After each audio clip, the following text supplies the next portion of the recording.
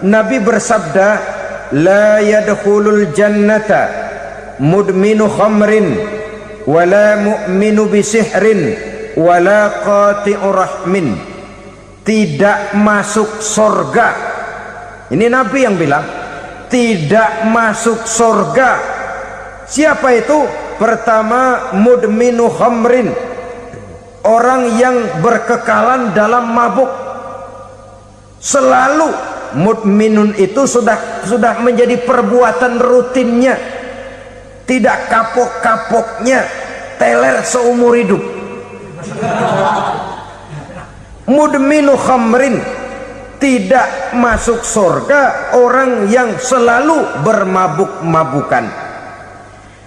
Yang kedua, wala mu'minu bisihrin, orang mukmin tapi main sihir.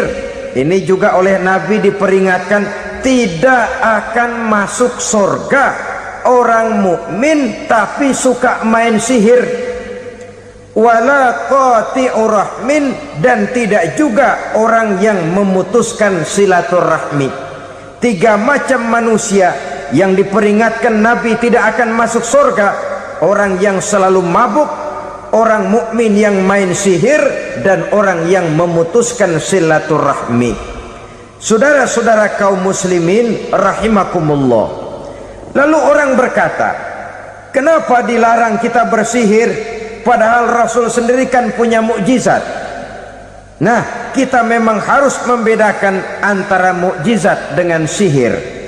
Dalam kehidupan agama kita kenal ada yang namanya mukjizat, ada yang namanya karomah atau keramat biasa diucapkan, ada yang namanya maunah, ada yang namanya irhas, ada juga yang namanya sihir.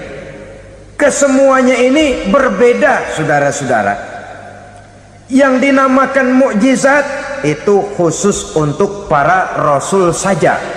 Satu kejadian luar biasa yang terjadi dilakukan oleh rasul atas izin dari Allah Subhanahu wa taala. Perbedaannya dengan sihir jelas. Sihir dari setan, mukjizat dari Allah. Sihir bisa dipelajari, mukjizat tidak. Sihir umumnya untuk maksud-maksud yang tidak baik, sedangkan mukjizat untuk memperkuat kebenaran yang disampaikan oleh para rasul dan ditentang oleh umatnya.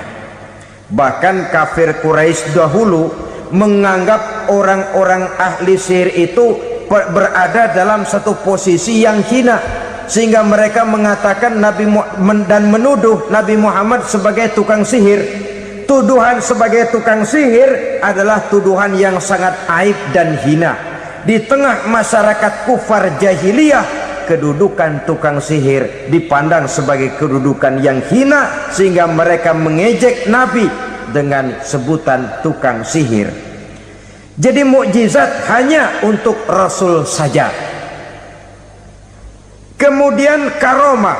Karomah ini asal kata dari karomah, kehormatan, kemuliaan yang diberikan Allah kepada hamba-hambanya yang rajin mendekatkan diri kepadanya.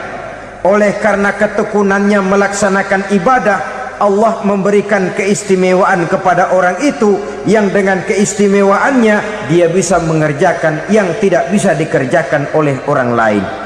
Karomah hanya bisa dicapai dengan prestasi ibadah.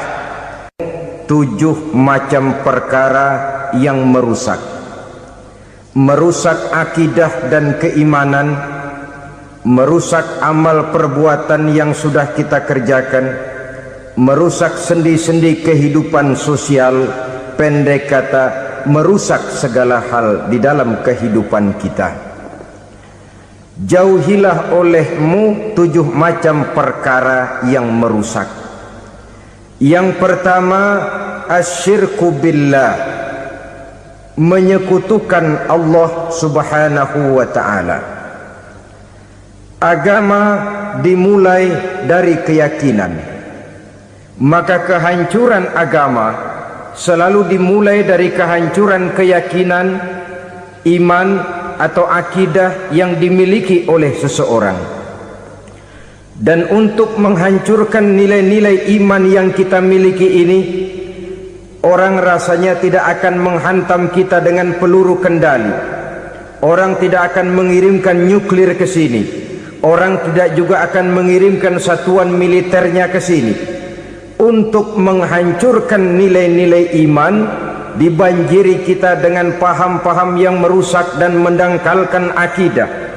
Baik ia bernama materialisme, baik ia bernama sekularisme, baik ia bernama banjirnya maksiat dan munkarat, baik ia bernama banjirnya peradaban dan kebudayaan yang menghancurkan moral daripada anak-anak kita, sedikit demi sedikit melenturkan dan melunturkan nilai-nilai keimanan kita, untuk kemudian pada waktunya nilai iman itu akan bertukar dan berganti menjadi nilai syirik kepada Allah Subhanahu wa ta'ala.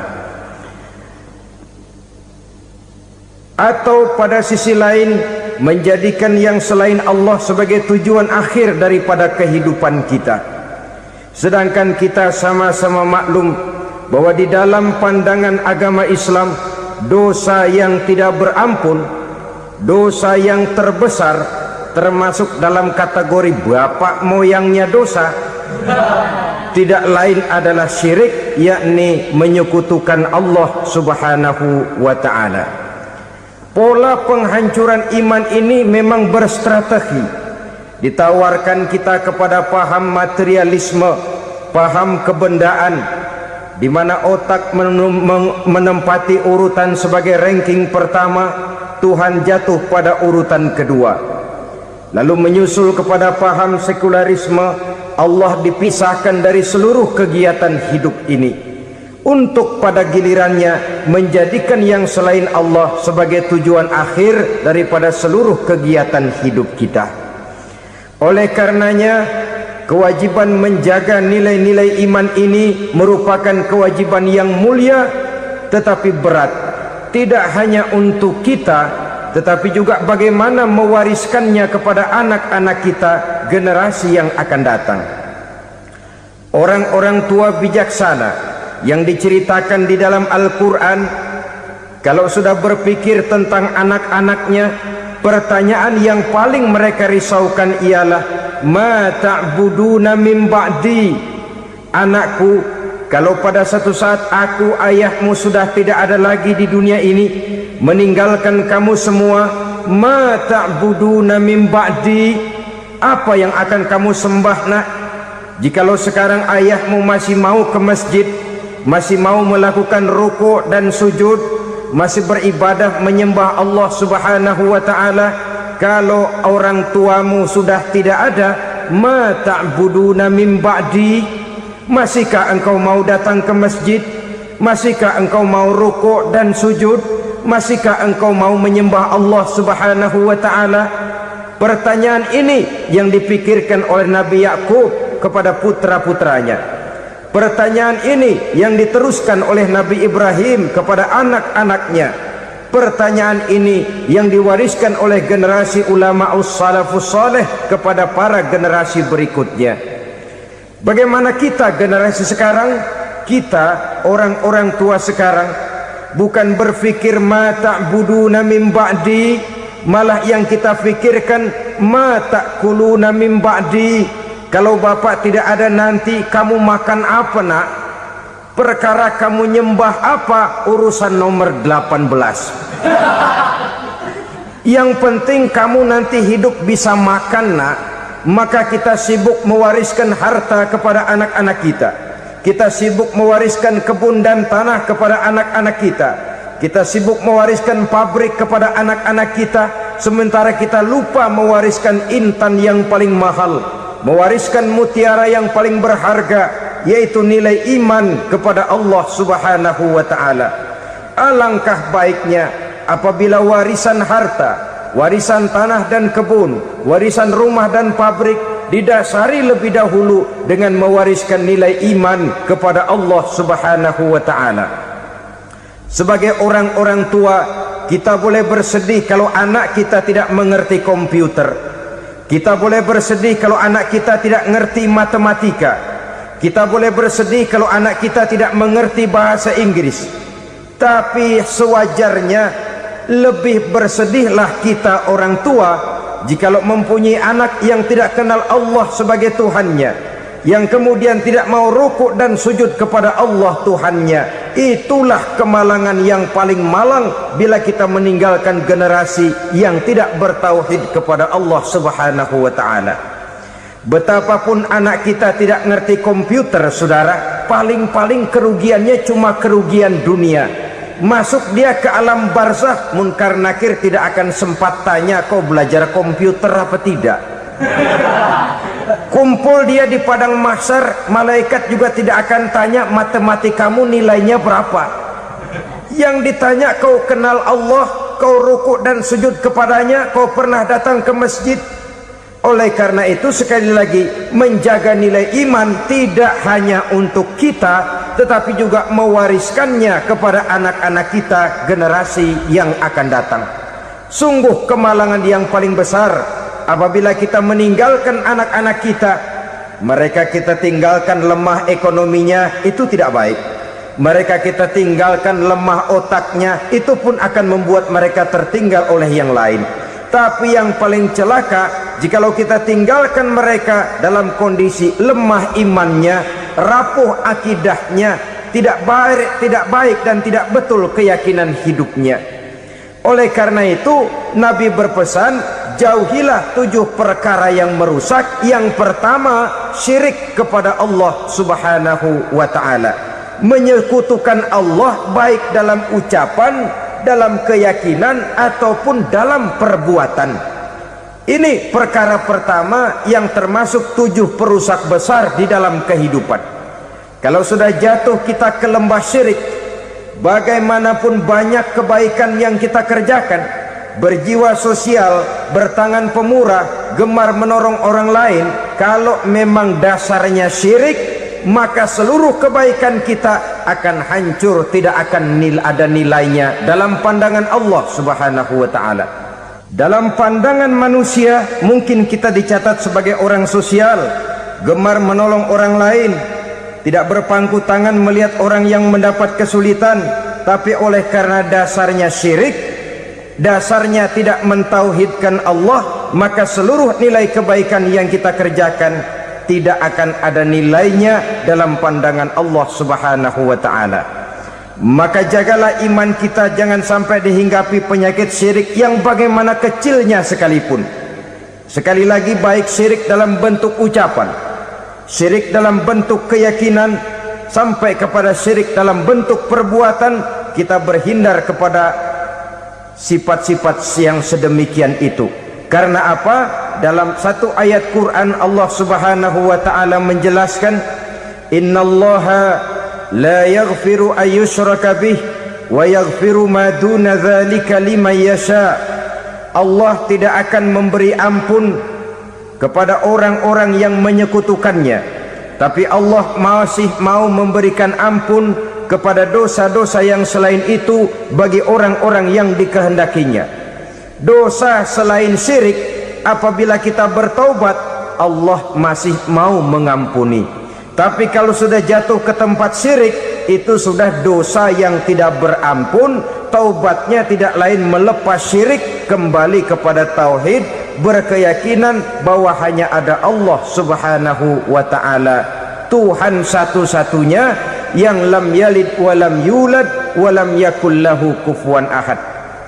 Tidak beranak, tidak pula diperanakkan, dan tidak satupun yang dapat menyerupai Tuhan Allah Subhanahu wa ta'ala. Saudara-saudara kaum muslimin rahimakumullah, bahwa kita di zaman sekarang memang tidak menyembah berhala, ya. Bahwa kita tidak berterang-terangan mengatakan Tuhan lebih dari satu, memang. Bahwa kita tidak berkeyakinan Tuhan itu punya anak atau diperanakkan, tentu. Tapi dalam perbuatan dan i'tiqad kita kadang-kadang jatuh tanpa kita sadari ke tempat yang bernama syirik ini. Oleh karenanya, di zaman di mana teknologi makin canggih, di mana kemajuan pembangunan makin menjangkau berbagai aspek kehidupan. Diperlukan keseimbangan antara kemajuan fisik material dengan kemajuan mental spiritual. Apabila tidak ada keseimbangan yang terwujud, tentulah kepincangan yang diawali dengan pincangnya cara kita berpikir, sehingga pada akhirnya akan mengarah kepada pincangnya cara kita berbuat dan bertindak di dalam kehidupan kita. Oleh karena itu Nabi berpesan, jauhilah sifat syirik, karena syirik merupakan dosa yang teramat besar. Ini sifat merusak yang pertama. Yang kedua kata Nabi, wasihra, jauhilah sihir. Sihir ini juga termasuk perkara yang merusak kehidupan. Kita semua sama-sama maklum bahwa sihir sebenarnya bukan persoalan baru. Sejak sebelum datang Islam, sihir itu sudah ada. Di zaman Yunani kuno sihir ada, di zaman Mesir kuno, di zaman Cina kuno, dan yang lain-lain yang serba kuno, sihir itu sudah ada. Bahkan para nabi pun, para rasul yang diutus oleh Allah Subhanahu wa taala, senantiasa berhadapan dengan ahli-ahli sihir untuk menguji kebenaran dari misi yang mereka bawa. Sihir adalah perbuatan di luar kebiasaan yang bisa dikerjakan oleh ahlinya dengan bantuan jin atau setan. Hukum mempelajari sihir adalah haram, mengamalkannya lebih haram lagi. Sebab itu saudara-saudara, sihir merupakan perbuatan merusak yang harus kita jauhi. Ciri-ciri daripada perbuatan sihir, pertama, ia mengandung tipuan, bayangan khayal. Di zaman Nabi Musa misalnya, orang melihat tambang-tambang itu seperti ular. Nabi Musa melayangkan tongkatnya menjadi ular-ular besar yang memakan ular-ular kecil ciptaan tukang-tukang sihir Fir'aun tadi. Lalu sihir bisa terjadi dengan bantuan jin kafir atau setan. Kemudian ciri yang ketiga, sifatnya halus dan tersembunyi. Taruh kata ada seorang ahli sihir yang mempergunakan ayat-ayat Quran sebagai jompa-jampe, sebagai baca-bacaan, itu cuma sekedar kedok. Tujuannya tidak lain menjadikan agama sebagai ketok untuk membenarkan cara yang dimurkai oleh Allah Subhanahu wa ta'ala. Satu hadis yang diriwayatkan oleh Imam Bazar dan Tabrani, Nabi berpesan, laisa minna man tatayyara lahu au takahhana au tukuhhina lahu au sahira lahu. Tidak termasuk ke dalam golonganku, kata Nabi, tidak termasuk umatku. Siapa mereka? Man tatayyara lahu, orang yang bertatoyur. Apa tatoyur itu? Dari kalimat toyaro, artinya terbang. Toir biasa diartikan dengan burung. Tatoyaro percaya kepada suara-suara burung. Man tatoyaro lahu, mempercayai, meyakini dengan benar-benar kepada suara beburungan. Kan suka ada itu, nah bunyi burung tuh, maling liwat. Maling liwat. Burung bunyi, maling liwat. Itu termasuk tatoyaro lahu, percaya kepada suara burung. Kan aneh kalau suara orang nggak dipercaya, suara burung malah dipercaya. Ada ustadz ceramah, kiai ngaji, nggak mau didengerin, burung dengerin bener. Nah, suaranya dari sebelah mana? Belah kulon. Nah, itu tandanya ano. Habis dihitung-hitung. Itu termasuk tatoyaro lahu. Au takahana, atau bertenung, au tukuhina, atau minta ditenungkan. Au sahiro lahu, atau melakukan perbuatan sihir, atau minta disihirkan. laisa minna, tidak termasuk ke dalam golonganku, kata Nabi. Sehingga dengan demikian saudara-saudara, menghadapi sihir dengan sihir sekalipun termasuk perbuatan yang tidak diajarkan oleh agama. Kita kan mempelajari sihir untuk jaga diri, tidak apa-apa.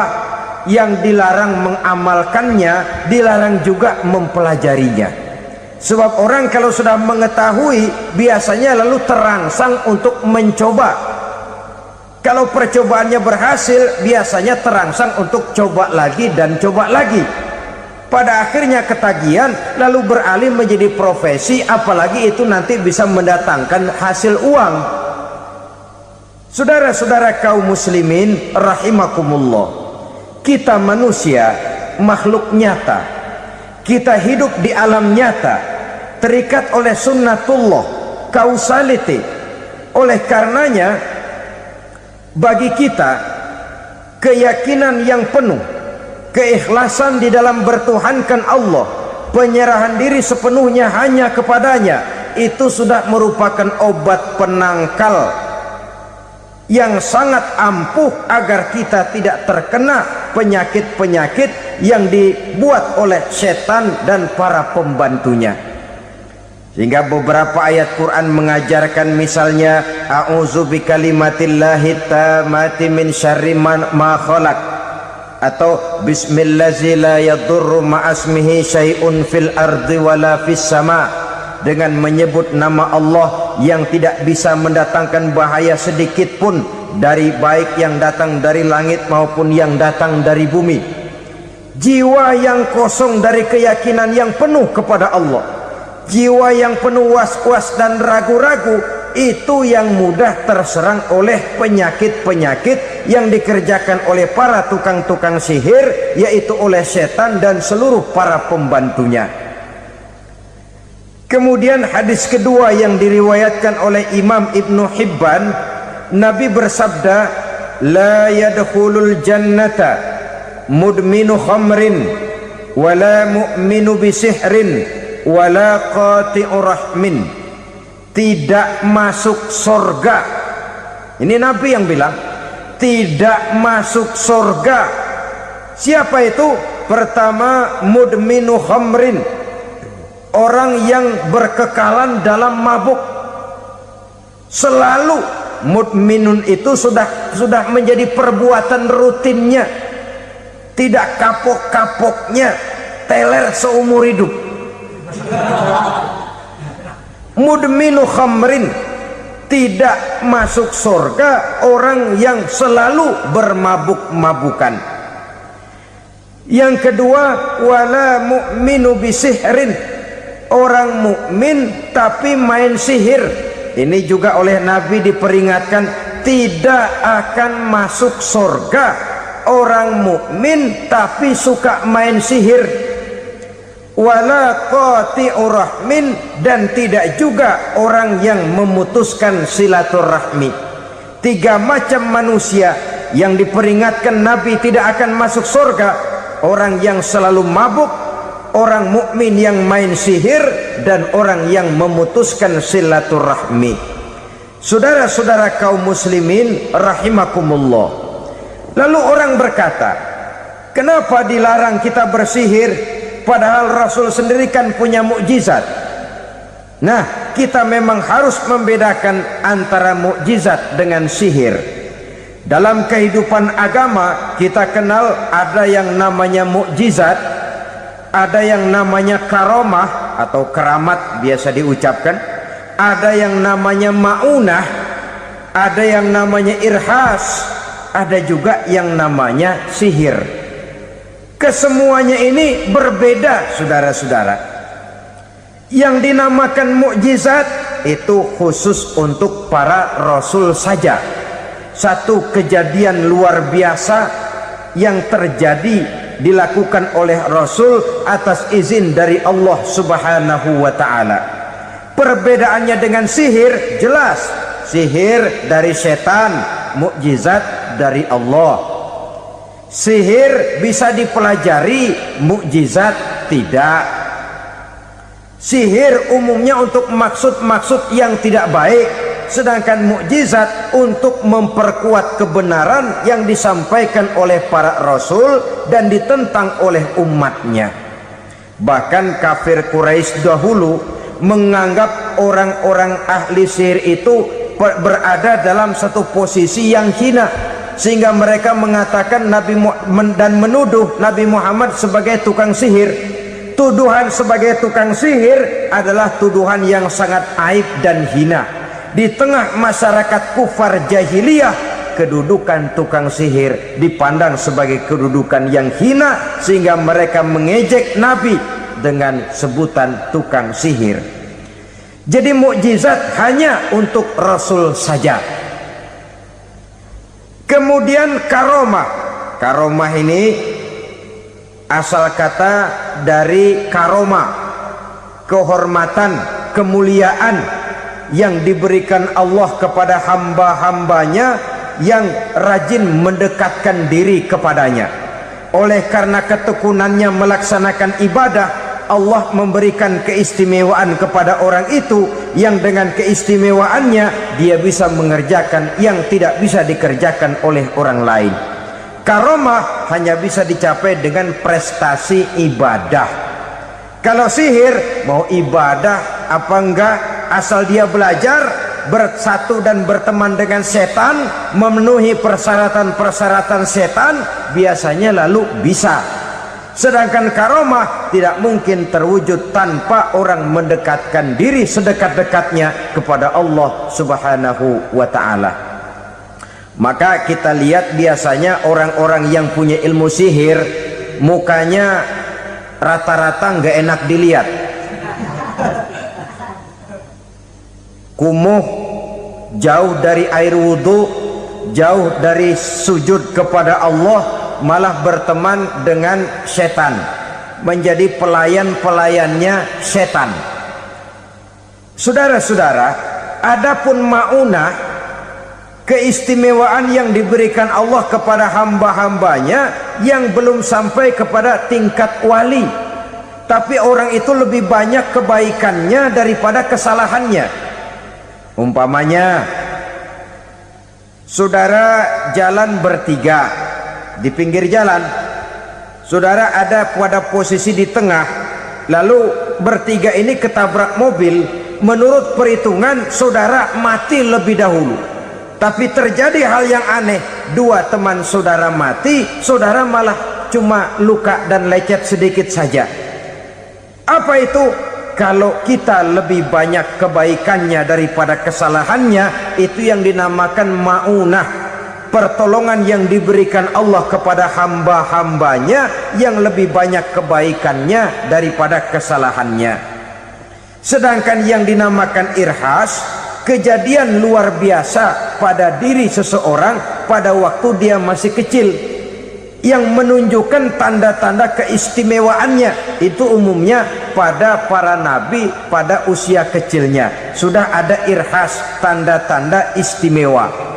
Jelas baik mukjizat, karomah, maunah maupun irhas berbeda dengan sihir. Sihir ini jelas saja merupakan bantuan dan persekutuan antara manusia dengan setan. Padahal setan, kata Allah dalam Al-Quran, innahu lakum aduwwum mubin, sesungguhnya setan bagi kamu adalah musuh yang sangat jelas. Saudara-saudara kaum muslimin rahimakumullah, di zaman sekarang dalam menghadapi beban kehidupan yang makin pelik, menghadapi stres yang tidak kunjung selesai, menghadapi persoalan-persoalan yang teramat berat, orang sering mencari jalan keluar kepada hal-hal yang menurut pendapatnya bisa meringankan beban moralnya itu. Pergilah dia mencari sesuatu yang dapat meringankan bebannya. Dan tidak jarang yang jatuh ke pangkuan tukang-tukang tenung, ke pangkuan tukang-tukang sihir, yang mereka itu oleh Quran dijelaskan kadzabal munajjimun walau sodaku. Tukang-tukang tenung, tukang-tukang sihir, mereka itu bohong walaupun benar. Maksudnya bohong walaupun benar, artinya kalau yang mereka kerjakan benar, itu sih kebenaran. Benar dengan kebenaran itu lain. Kebenaran, kebetulan bisa, tapi tidak untuk selalu. Apalagi kalau itu sudah membahayakan kehidupan orang lain. Jadi oleh karena itu Nabi berpesan, jauhilah daripada sihir.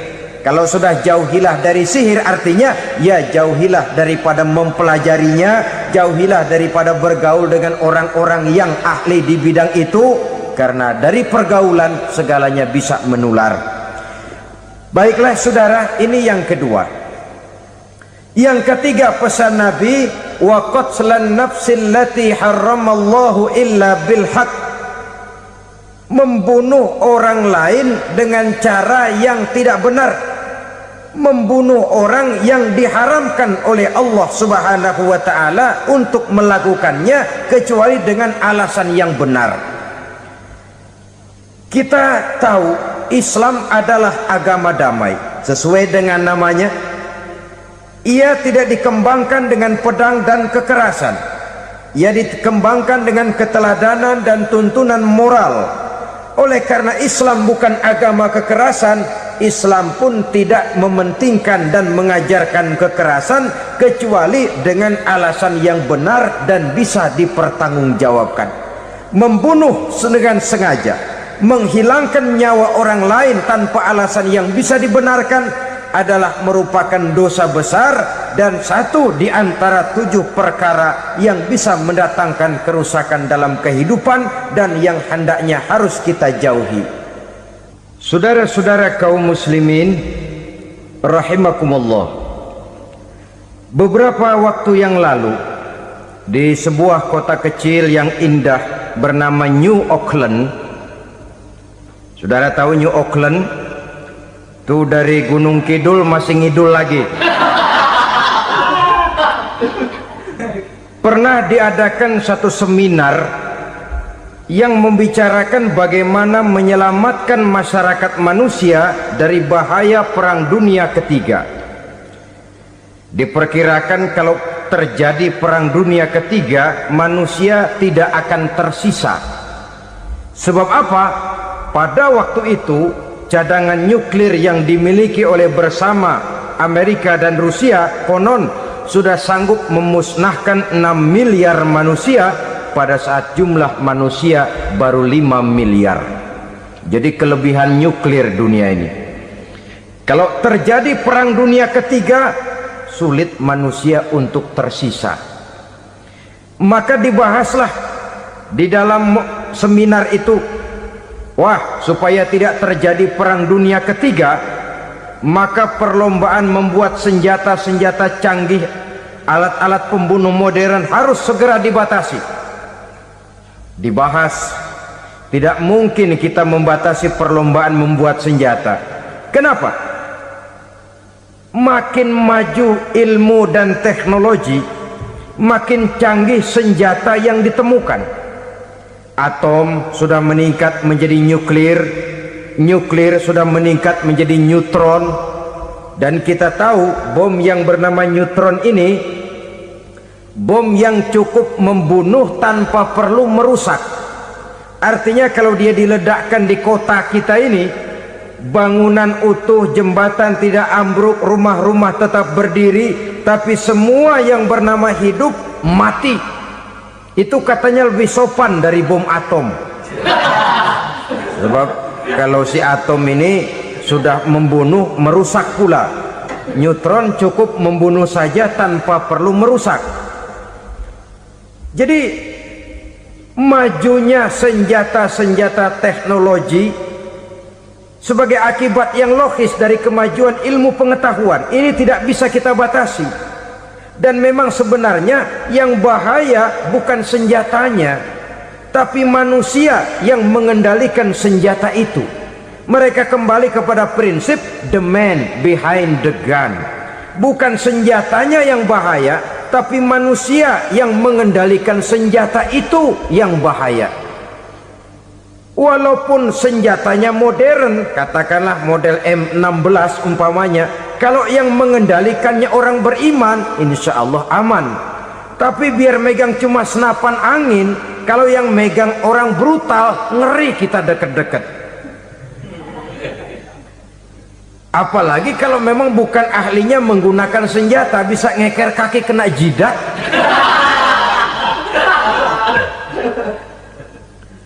Mereka kembali kepada prinsip lama yang tetap baru. Bukan senjatanya yang harus dibatasi, manusia yang mengendalikan senjata itu yang perlu dibicarakan. Nah, kalau begitu, agar manusia tidak mempergunakan senjata sewenang-wenang, apa yang harus kita lakukan? Ya, manusianya harus bermoral. Ya, tapi moral yang mana? Di dunia ini banyak ajaran tentang moral. Itu pun mudah saja. Di sini kan kita undang saja ahli dari berbagai agama untuk membicarakan konsep perdamaian menurut agamanya masing-masing. Baik, setuju itu? Setuju. Maka tampillah para ahli agama, mereka kembali kepada prinsip moral daripada konsep yang terkandung di dalam ajaran agama untuk menegakkan perdamaian. Mula-mula naiklah ahli dari agama Hindu, dibacakan konsep perdamaian menurut ajaran agama Hindu, bahwa untuk damai manusia harus meninggalkan nafsu keduniaannya, menempuh samsara dan sebagainya untuk mencapai nirwana, menjauhi kemegahan dan kemewahan dunia. Ini lalu dibahas, rasanya juga tidak mungkin ini. Kemudian dari agama Nasrani, bahwa untuk damai manusia harus menciptakan sifat kasih sayang.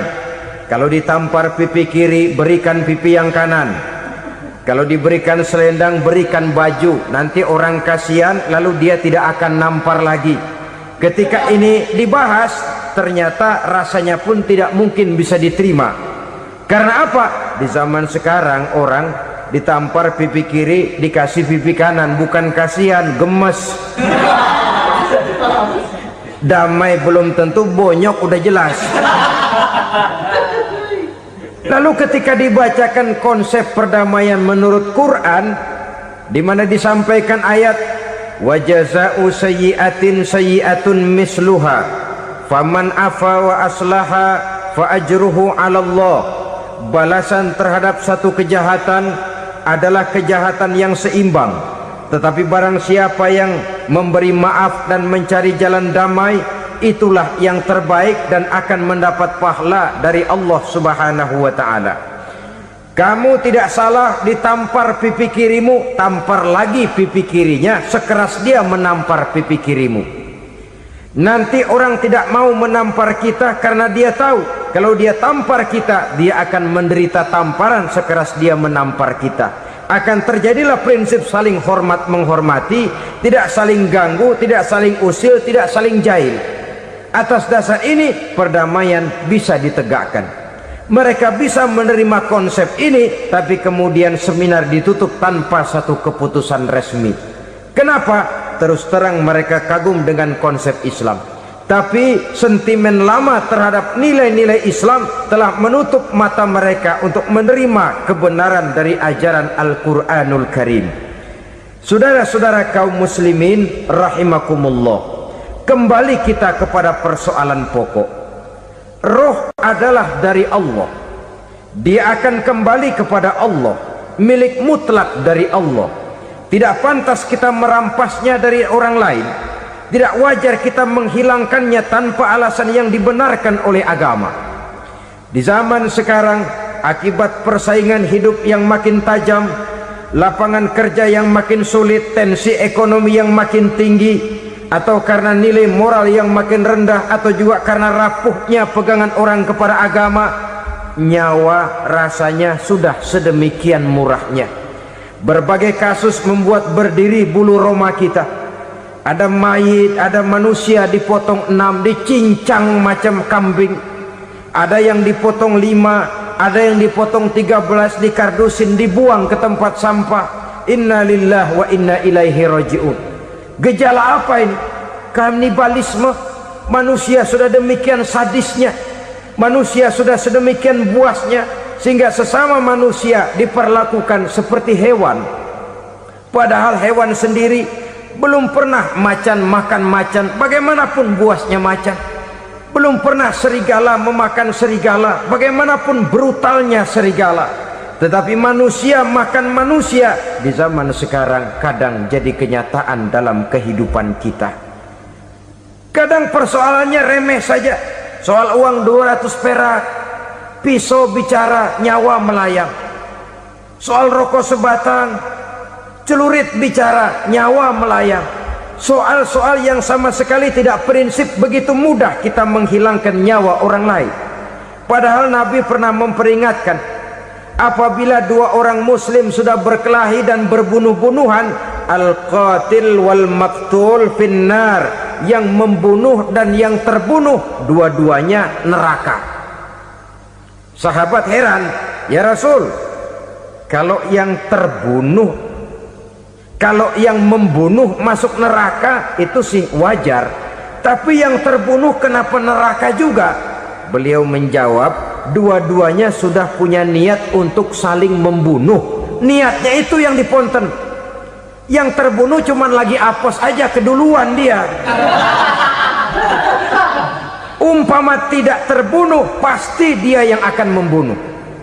Oleh karenanya al-qatil wal maktul, yang membunuh dan yang dibunuh finnar, dua-duanya masuk ke dalam neraka. Islam menghormati kehidupan, tidak hanya terbatas kepada sesama muslim, orang-orang yang berlainan agama pun yang mau hidup berukun, damai, berdampingan dengan umat Islam, jiwa mereka, darah mereka dilindungi oleh nilai-nilai Islam yang disebut dengan kafir zimmi ini. Mengganggu mereka sama saja dengan mengganggu aku, kata Nabi. Jadi oleh karena itu, sayangilah sesama. Kehidupan adalah anugerah Allah, bukan wewenang kita untuk mencabutnya dari orang lain, bukan wewenang kita untuk merampas dan menghilangkannya dari orang lain. Apa yang tidak enak terjadi pada diri kita, begitu pula lah apabila terjadi pada diri orang lain. Sehingga Nabi mengatakan, la yu'minu ahadukum hatta yuhibba li akhihi ma yuhibbu li nafsihi. Belum dikatakan beriman seseorang kamu apabila dia belum mencintai saudaranya seperti ia mencintai dirinya sendiri. Apa yang enak dirasakan oleh orang lain, enak juga dirasakan oleh dia. Mengukur orang lain dengan diri sendiri. Kalau orang lain tanpa salah saya fitnah, kalau saya tanpa salah difitnah orang, enak apa enggak? Enggak, orang lain juga begitu. Kalau orang lain tanpa salah saya tempeleng kepalanya, enak apa tidak? Tidak. Orang lain juga begitu. Yang tidak enak terjadi pada diri kita, tentu tidak enak juga kalau terjadi pada orang lain. Mengukur orang lain dengan diri sendiri, sehingga tidak timbul sifat egois, tidak menari di atas bangkai orang lain, tidak mendirikan kebahagiaan di atas untayan air mata orang lain. Sehingga dengan demikian, saudara-saudara, dia bisa menghormati kehidupan, menghormati orang lain sebagaimana dia ingin dihormati. Inilah perbuatan ketiga yang merusak, membunuh orang lain dengan yang diharamkan Allah tanpa alasan yang benar. Yang ketiga. Kemudian yang keempat, perbuatan merusak wa aklar riba, makan riba. Hidup adalah tolong menolong. Bahasa kerennya take and give katanya, saling memberi dan saling menerima. Nabi mengajarkan, man kuraba kurbatan min kurabid dunya karaballahu lahu kurbatan min kurabi yaumal qiyamah, wallahu fi aunil abdi madamal abdu fi auni akhihi. Siapa yang meringankan beban dari beban-beban yang dirita seseorang di dalam kehidupan dunia, Allah akan meringankan bebannya daripada beban-beban yang harus dipikulnya di hari kiamat nanti. Wallahu fi aunil abdi madamal abdu fi auni akhihi. Allah senantiasa akan menolong seorang hamba selama hamba itu masih mau menolong saudaranya.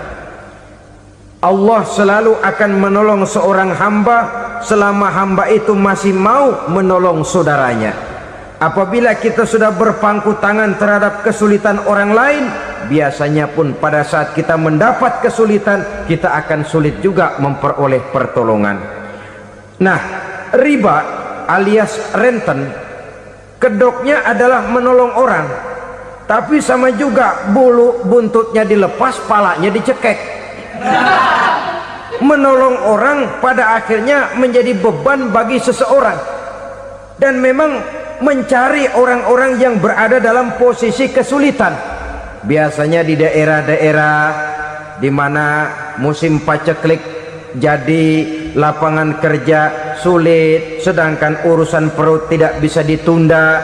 Akhirnya orang terjebak ke dalam rentenir, ke dalam riba, ke dalam renten. Bunga berbunga, sehingga satu saat jumlah bunganya bisa lebih besar dari jumlah pinjaman pokoknya. Kemudian kalau juga ternyata tidak bisa dibayar, rumah jadi taruhan. Memang rumah satu-satunya, begitu rumah ditarik mulain camping. Bukankah pada akhirnya akan mewariskan kesengsaraan? Oleh karena itu, kepada kita berusahalah jangan berhubungan dengan rentenir, jangan makan renten dan riba. Kepada mereka yang melaksanakan riba, walaupun mendatangkan keuntungan materi, tapi percayalah, harta yang didapat dengan jalan riba tidak akan membawa keberkahan. Manakala tidak membawa keberkahan, dia tidak akan mendatangkan ketenangan di dalam kehidupan kita. Oleh karenanya, memakan harta riba termasuk perbuatan yang merusak sendi-sendi kehidupan sosial, merusak kehidupan orang lain, merusak kehidupan masyarakat, tetangga, pergaulan dan sebagainya. Yang kelima, wa akla malil yatim, memakan harta anak yatim dengan cara yang zalim. Nih, memang lezat. Anak yatim itu nggak tahu urusan apa-apa. Kita diamanahkan untuk mengurusinya. Kadang-kadang dibentuklah panitia penyantunan yatim piatu. Yatimnya mah tetap kelaparan, panitianya yang pada gendut.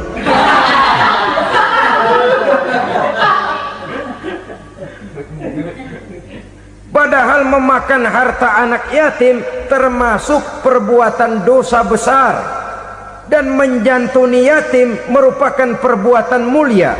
Nabi mengatakan, ana wa kafilul yatim kahataini yaumal qiyamah, aku dan orang-orang yang menyantuni anak yatim seperti dua jari ini pada hari kiamat nanti. Dekat sekali. Jikalau ingin di hari akhir nanti dekat dengan Rasul, bersahabatlah dengan anak-anak yatim, jadilah pengurus anak-anak yatim. Bangunlah panti-panti asuhan yatim. Pada saat bapak ibunya meninggal, kitalah yang menjadi orang tuanya. Bahkan sedemikian besar perhatian Islam terhadap anak-anak yatim ini, sehingga Quran memberikan peringatan, ara'aital ladzi yukadzibu biddin fadzalikal ladzi yad'ul yatim wa la yahuddu ala ta'amil miskin. Tahukah kamu siapa orang yang mendustakan agama? Beragama tapi dianggap dusta, solatnya dusta, puasanya dusta, karena agamanya sudah berdusta. Siapa mereka? Fazalikal ladzi yad'ul yatim, orang yang menyanyiakan anak yatim. Wala yahuddu ala ta'amil miskin, dan tidak pernah memberi makan kepada orang-orang yang menderita kemiskinan. Menyia-nyiakan, meninggalkan anak yatim termasuk perbuatan yang divonis kita sebagai orang yang mendustakan agama. Saudara-saudara kaum muslimin rahimakumullah, maka sangat dicela mengeksploitir anak-anak yatim, menjadikan mereka sebagai kedok untuk mencari kekayaan pribadi. Tetapi jikalau ikhlas, ganjarannya sangat besar, nilai pahalanya sangat besar. Menyantuni yatim tidak hanya setahun sekali. Kalau Muharram pakai istilah lebaran yatim, dibentuklah panitia diberilah beras, uang 4-5 ribu rupiah, alhamdulillah. Tapi jangan lupa, si yatim tidak hidup cuma 1 hari, dia tidak hidup cuma di bulan Muharram saja, dia hidup 12 bulan dalam setahun. Sebagaimana anak-anak yang lain, dia juga berhak punya masa depan, dia juga berhak menikmati bangku sekolah, dia berhak mengenyam arti dan makna pendidikan, dia berhak membekali diri dengan ilmu dan pengetahuan seperti halnya anak-anak yang lain. Maka kita yang diberikan keluasan oleh Allah, ingatlah itu, bersahabatlah dengan anak-anak yatim, santuni mereka. Perkara setahun sekali di bulan Muharram, alhamdulillah, itu bagus, bin Thayyib alias baik. Tapi tentu dan tentu, sekali lagi, si yatim tidak hanya hidup di bulan Muharram, dia hidup 12 bulan dalam setahun, 24 jam dan di dalam sehari. Oleh karenanya, menyia-nyiakan mereka pada saat posisi kita memang mampu akan memojokkan kita dalam satu posisi di mana kita dianggap sebagai orang yang mendustakan agama, memakan harta anak yatim dengan cara yang zolim. Bapaknya udah meninggal, kebunnya lebar, anaknya dikelecehin. Nah, dah kamu nggak usah pusing, nanti saya yang ngurus. Akhirnya bukan ngurus, nguras. Si yatim mungkin tidak tahu bahwa dia disia-siakan, haknya diambil, miliknya dizolimi. Tapi Allah yang akan membalasnya dengan seadil-adilnya. Maka makan harta anak yatim biasanya balasannya tokcer bin paten. Nggak banyak selang tempo itu, nggak percaya cobain dah. Nyobain aja kan nggak bayar, umpama memakan harta anak yatim dengan cara yang zolim, ganjarannya biasanya kontan. Kenapa? Ratapan si miskin, untayan air matanya, jeritan kepedihan hatinya, membuka pintu langit, permohonannya diijabah, getaran hatinya didengarkan oleh Allah, maka balasannya biasanya kontan, spontan, tidak menunggu waktu terlalu lama. Itu di dunia, belum lagi di akhirat nanti. Bukankah dalam riwayat Mi'raj diceritakan Nabi melihat di neraka itu orang perutnya sebesar rumah, la haula wala quwata, itu perut kayak rumah, bagaimana jalannya tuh orang? Dan memang gak jalan, diseret-seret oleh malaikat di neraka itu, hancur perutnya, amburadul itu perut, berantakan isinya, dibulatkan lagi, diseret lagi, hancur lagi, dibulatkan lagi. Sampai Nabi tanya, orang itu begitu berat siksanya kenapa ya Jibril? Itu Muhammad, waktu di dunia dulu rakus banget makan harta anak yatim. Begitu vonisnya, begitu menyedihkan nasibnya di akhirat. Tapi di dunia pun ketidakberkahan itu sudah membayangi kehidupannya. Oleh karena itu, kepada saudara-saudara yang mendapat titipan anak yatim, berbahagialah, karena semulia-mulia rumah adalah rumah yang di dalamnya ada anak yatim yang disantuni. Sehina-hina rumah adalah rumah di mana di dalamnya ada anak yatim yang disia-siakan. Begitu kata Nabi kita. Rumah yang paling mulia dalam pandangan Allah, rumah yang di dalamnya ada anak yatim yang disantuni. Rumah yang paling hina dalam pandangan Allah, rumah yang di dalamnya ada anak yatim yang nasibnya disia-siakan. Berbahagialah saudara apabila menjadi penyantun anak-anak yatim, pelindung mereka, sehingga mereka mempunyai masa depan sebagaimana anak-anak lainnya. Rasulullah sendiri sedemikian peka terhadap keadaan anak-anak yatim karena beliau sendiri memang mengalami. Umur 6 bulan dalam kandungan ibu, beliau sudah ditinggalkan oleh ayahnya. Pada saat berusia 6 tahun, ibu sudah meninggal. Yatim piatu dalam usia di mana beliau sedang perlu belas kasih seorang ibu dan pengertian seorang bapa. Kepekaan itu lalu timbul, bahkan kemudian sampai kepada beliau berkata, aku dan orang yang menyantuni anak yatim seperti jari tengah dan jari telunjuk di hari akhirat nanti. Sedemikian dekatnya. Baiklah ya, jadi yang kelima, memakan harta anak yatim. Jauhi, karena ini perbuatan yang merusak. Yang keenam, watawalli yaumaz zahfi, melarikan diri pada hari pertempuran. Apa ini? Khianat, tidak konsekuen dengan konsep perjuangan. Pada mulanya keras benar teriak berantas korupsi, ganyang korupsi, cuma karena belum dapat giliran. Begitu dia naik dapat kesempatan, korupsinya lebih edan dari yang diteriakinya. Ini termasuk tawalli yaumaz zahfi, berpaling pada hari peperangan. Di saat menghadapi musuh, kalau belum kelihatan musuh, teriaknya nyaring bener, jangan takut demi kebenaran sampai titik darah yang paling penghabisan. Musuh belum kelihatan. Begitu musuh sudah kelihatan, paling dulu lari ke belakang. Kalau diajak berjuang ada saja alasannya. Sehingga Quran memberikan peringatan kepada kita semua. Mengapa kamu ini berat? Kalau sudah diajak berjuang di jalan Allah, kakimu seperti terhunjam berakar di perut bumi. Berat untuk melangkah berjuang. Lari dari pertempuran tidak konsekuen dengan konsepsi perjuangan. Mau enaknya saja dalam kondisi yang sulit lalu berpangku tangan. Ini termasuk ciri munafik yang di dalam Al-Quran disindir dengan bahasa kullama adha'a lahum masyaufi wa iza azlama alaihim qamu. Waktu terang mereka jalan, giliran gelap mereka mandek. Artinya, maksudnya, kalau giliran ada untungnya aja rame-rame teriak Islam, tapi begitu diminta berjuang, dituntut berkorban, rame-rame mundur. Waktu dilihat di Islam ada untungnya, rame-rame teriak Islam. Pak, saya Islam banget Pak. KTP saya Islam Pak, pokoknya Islam banget dah. Tapi ketika diminta berjuang, dituntut sedikit berkorban, rame-rame mengundurkan diri. Tahun 65 PKI berontak. Waduh, waktu itu jadi orang Islam untung itu. Nggak dikejar-kejar, aman. Masjid rame, mobil-mobil mewah parkir di depan musola dan masjid. Kenapa? Waktu itu asal udah ke masjid aman.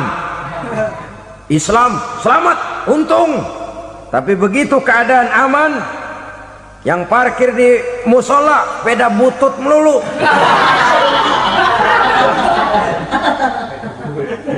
Waktu terang mereka jalan, waktu gelap mereka berhenti. Dikala di Islam ada untungnya, baru wah Islam bagus, Islam hebat. Tapi waktu dilihat ada kerugian, jangan bawa-bawa Islam dah. Jangan bicara soal Islam, ini kan bukan soal agama. Bukan soal agama. La haula wa la quwata illa billah.